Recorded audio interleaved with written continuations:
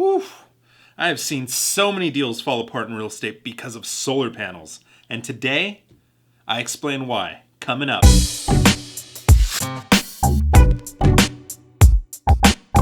Welcome back, everybody. Such a pleasure to be back. If you are new here, welcome. My name is AlexBeltran, and I talk about real estate tricks, tips, and topics. So, if you're in the real estate business, aspiring to join the real estate business, or you just want some guidance or references to everything that the real estate industry encompasses, then go on ahead and smash that subscribe button. Let's jump into it. So I really don't want to come off as someone that hates the environment. In fact, quite the opposite. I think that green energy is the way of the future. I mean, after your initial payment, never having to pay for electricity again whilst being environmentally friendly? Yes, please, sign me up. In fact, sign me up 3 times if possible. So I don't have a problem with solar panels. I have a problem with solar panel companies. And actually, more specifically, I have a problem with solar panel lease contracts. I hate to call them this way, but the way that these solar panel lease contracts are written are pretty, scam-y.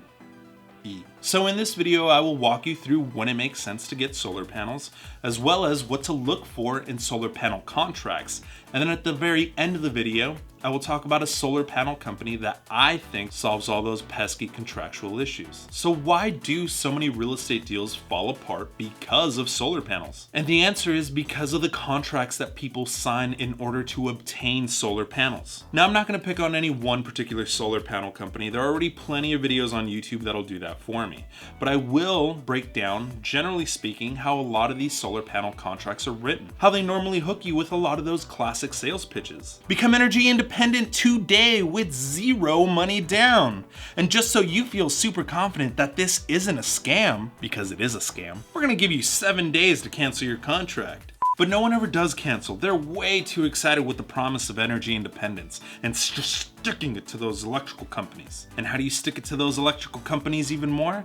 By selling your extra energy back to those old-fashioned electrical companies that no one seems to like anymore. Which is another selling point that I'm going to talk about a little bit later on in the video. Just, bear with me a little bit. And homeowners don't usually find out how badly they've been screwed until it's too late, after those 7 days. And usually it's in a form of a lien, even though they're going to say something along the lines of, put a lien on your property. Pfft, never. They do. They're just fancy about their language and call it a UCC1 instead of a lien. All right, time out real quick. Quick side note, life hack. A great way to prevent getting liens on your home is by adding a homestead. I'm gonna go on ahead and link a video in the description down below or a card right up above.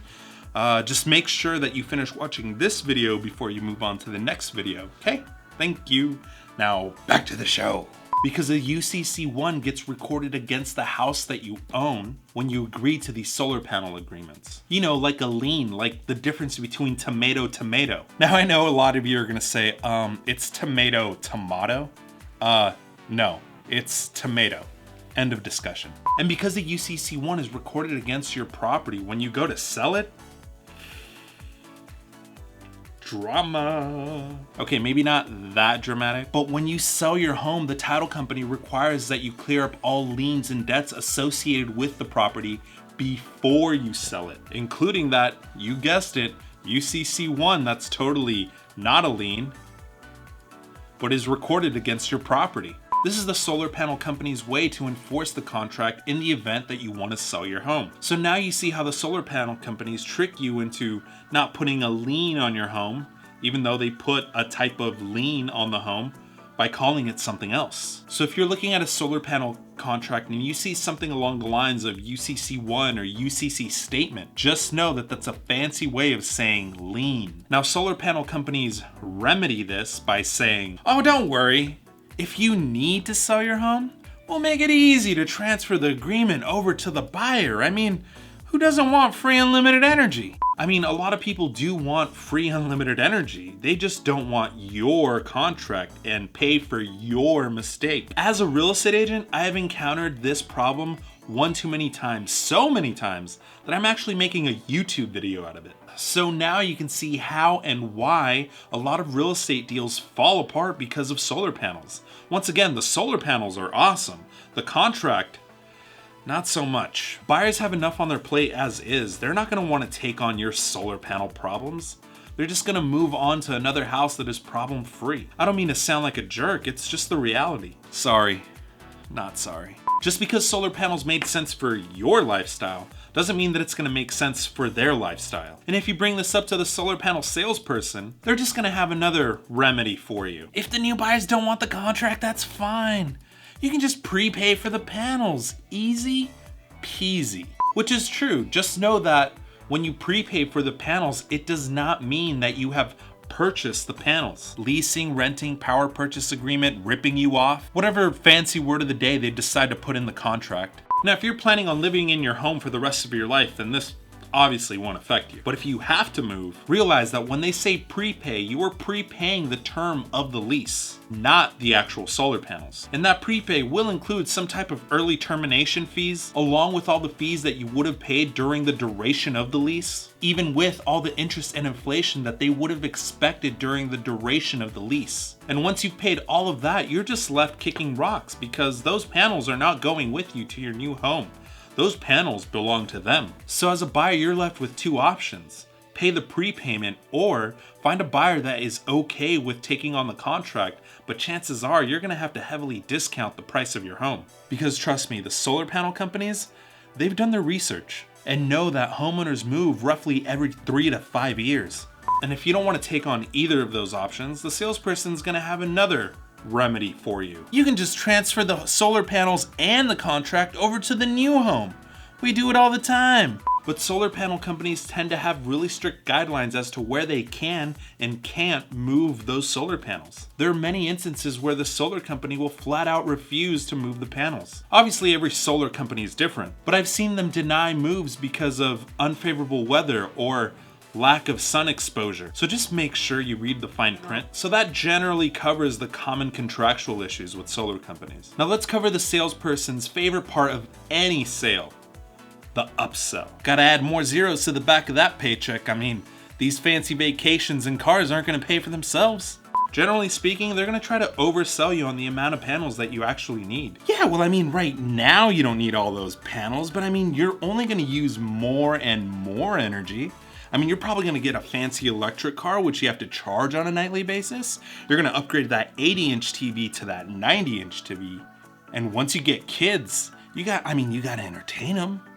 You gotta entertain them with iPads and iPhones. And then eventually you're gonna want a jacuzzi. Do you know how much energy a jacuzzi consumes? Yeah, no. If you're set on buying panels, start with the right amount of panels for your current situation. You can always upgrade later. Remember that prepayment issue that we talked about just a little bit earlier? And how solar panel companies know that you move every 3 to 5 years? Yeah, well, they're hedging their bets, and statistics, they're on their side. So let's not give the solar panel companies more money for no reason. Since you clicked on a video that has to do with what to look for when considering solar panels and whether or not they're worth it, you must be curious if solar panels are actually a good fit for you. Well, I don't have a definitive answer for you. I mean, you know your situation better than I do. I'm just some guy on YouTube, but I can point out what to look for when considering solar panels. Now, from my experience as a real estate advisor and being involved with clients that have to deal with solar panels, given the anecdotal evidence that I have encountered, if your monthly bill is less than $200 a month, then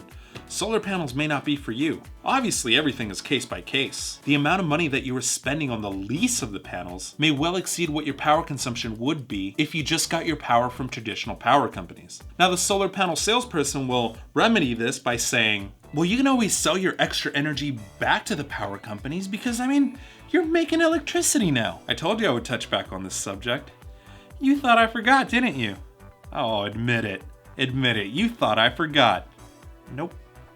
Nope, I didn't forget. I mean, that sounds awesome, but consider how much it's costing you to generate that energy and how much the energy company that you're selling it to is willing to pay you for your power. I'm gonna let you do your math on your own because obviously everything is case by case, but I guarantee you that no matter how much it costs you to generate that power, the power company is gonna pay you nowhere near that price. The power companies have done their math too. They aren't dummies. If you even get 10% of what it costs you to make 1 kilowatt, then consider yourself one of the lucky ones. Because I can almost say with absolute confidence that the power company will only pay you maybe 1 to 3 cents per kilowatt, which is way less than whatever it's costing you to produce it. And when you're getting paid less than what it costs you to produce something, anything, That's called bad business. Once again, everything is case by case. Now, if solar panels are the right fit for you and your living situation, then great, get them. Like I said in the beginning of the video, solar panels are awesome. It's the solar panel company contracts that you really have to look out for and fully comprehend to what you're agreeing to. Now, I know that taxes are a major factor when considering solar panels, but I'm not going to go into any of those numbers because once again, case by case. Just know that if you lease panels, you may not get the tax break that you're expecting. The solar panel company gets it. This may not always be the case, but look into it. Chances are that if solar panels are the right fit for you, then you can probably just buy the panels outright, avoiding all the contractual issues that I highlighted in this video. Yes, I conveniently placed this information at the very end of the video so that you would have to watch the entire video. But wait, there's more. Remember when I said that I would recommend a company that pretty much eliminates all those contractual issues? Well, stick around for the rest of this video to find out. Well, so what company out there seems to not be playing the word game and the contractual bait and switch? Tesla. I know that it seems like Tesla is just the new hot item and that it's just trendy for a brief moment and their 15 minutes of fame are almost up. I mean, just ask all the people that are shorting Tesla stock. But from what I have seen, Tesla isn't going anywhere. Yes, you can say that Tesla's had its problems. You simply can't deny those facts. But that's the price of innovation. When making huge innovative leaps, there's gonna be some issues. And those issues will have to be resolved. But that doesn't mean you disregard the entire company. Because Tesla is changing the game in solar power as well. From the contract to the actual panels. Now, I'm not gonna talk about the innovation of the Tesla panels. This isn't a Tesla panel review. I'm gonna talk about how Tesla solved the contractual issues that has plagued the solar power companies by making it a subscription-based system. Now, quick side note, I'm a businessman. I understand business. And I'm gonna play devil's advocate here very quickly. At the end of the day, a business is in business to make profit, not to owe money or cut even. So they have to make sure that they make decisions that keep making them money. It's the cost of doing business. They have to pay their employees and essentially keep their lights on. Do solar panel companies use solar panels to keep their lights on? So I understand that they have to secure their cash flow somehow. What I don't agree with is the bait and switch part. Now back to Tesla.